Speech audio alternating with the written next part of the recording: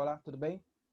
Eu me chamo Luiz Leal, sou aluno do curso de pós-graduação a nível de mestrado em História Social pela Universidade Federal do Amapá. Também sou aluno de graduação em licenciatura em Filosofia pela mesma instituição.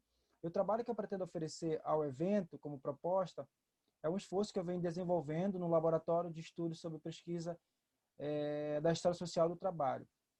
E é intitulado O Proletariado na Obra de Marx, da posição filosófica e a constituição das formas política à produção dos processos históricos sociológicos.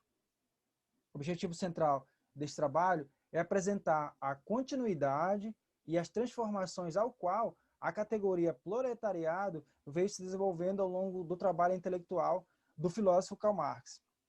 Então, minha proposta de trabalho é fazer uma discussão a partir de 3 caminhos argumentativos aos quais serão possíveis pensar a continuidade e essas possíveis transformações ao qual a categoria sofreu ao longo de todo o processo intelectual do filósofo. Então, esse trabalho está dentro de uma grande área de estudo, né, que versa sobre a filosofia da história, a sociologia do trabalho e, em especial, a história social do trabalho.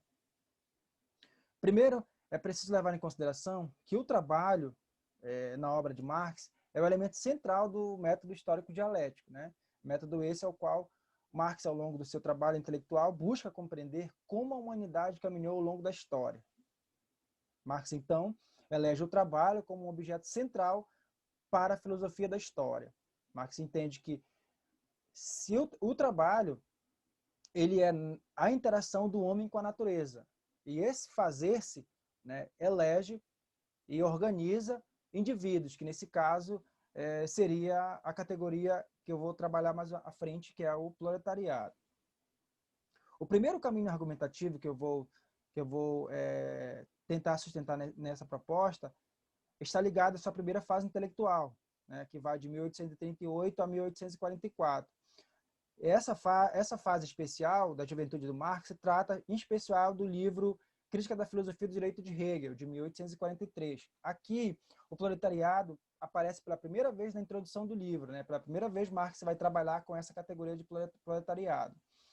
Então, aqui, o proletariado seria a única forma filosófica de emancipação humana. E aí, Marx vai trabalhar nesta obra, então, o proletariado ainda numa perspectiva ou numa posição filosófica.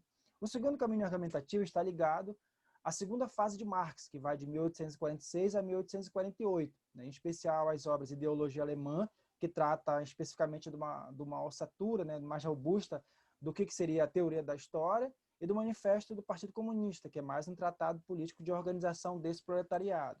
Então, o proletariado, nessa segunda fase, parece mais como uma estrutura política de organização, né, não é mais aquela posição passiva, mas aqui começa a se organizar, então, uma posição mais ativa, né? E essa terceira fase, o terceiro ponto argumentativo, está ligado, então, à terceira fase da vida adulta de Marx, já é um caminho mais científico, né, do filósofo, que está ligado, que é de 1849 a 1883, né? Em especial as obras 18 Tomados de Luiz Bonaparte, que trata da sistematização do materialismo histórico, e do Capital, que trata de uma análise científica sobre o modo de produção capitalista. Aqui o proletariado ele ganha uma nova ossatura, ele ganha uma nova estrutura, que é a classe, né? Você começa, então, aqui, a partir da análise do capitalismo, pensar como esse proletariado se organiza a partir de classes, né? E como ele é responsável por construir os seus processos históricos e sociológicos. Então, o meu problema nesse trabalho é estabelecer se é possível fazer uma análise que verse sobre essa continuidade e essas transformações do proletariado em Marx durante as suas fases intelectuais de trabalho. Então, como primeira consideração, minhas primeiras considerações dão conta de que não houve uma ruptura ou uma digressão do proletariado na obra de Marx, como, por exemplo, alguns autores como Lao Tse e Poulantzas colocam que há uma ruptura entre o jovem Marx e o Marx na maturidade.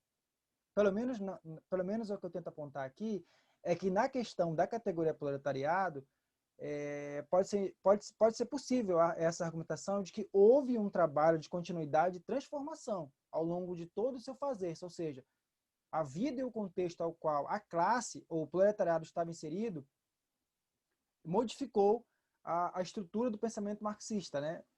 Ou seja, o proletariado, que ao mesmo tempo é sujeito da sua própria história, também é um objeto de evolução do modo de produção capitalista. Daí se dá esse processo de transformação e continuidade do pensamento robusto de Karl Marx. Por enquanto é isso.